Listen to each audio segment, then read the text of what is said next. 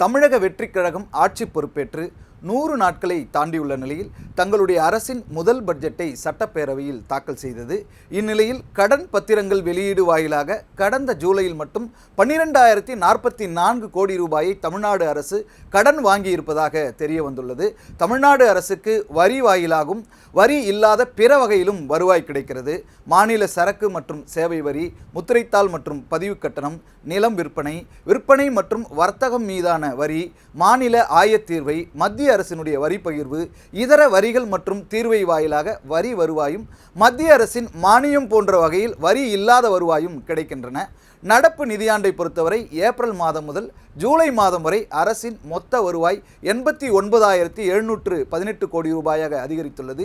இதில் வரி விதிப்புகள் வாயிலாக கிடைத்த வருவாய் 82,566 கோடி ரூபாய், வரி இல்லாத வருவாய் 4,070 கோடி ரூபாய், மத்திய மானியம் 3,082 கோடி ரூபாய்.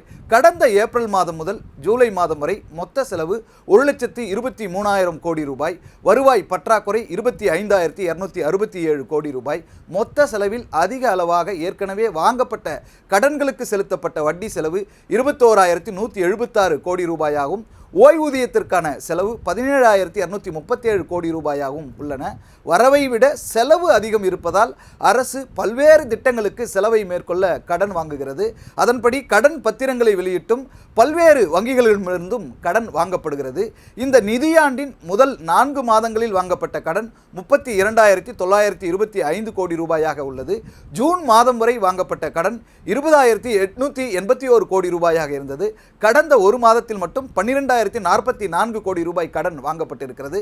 கடந்த 2025-26 நிதியாண்டில் ஏப்ரல் மாதம் முதல் ஜூலை மாதம் வரை அரசினுடைய மொத்த வருவாய் 85,876 கோடி ரூபாயாகவும் மொத்த செலவு 1,09,000 கோடி ரூபாயாகவும் இருந்தன.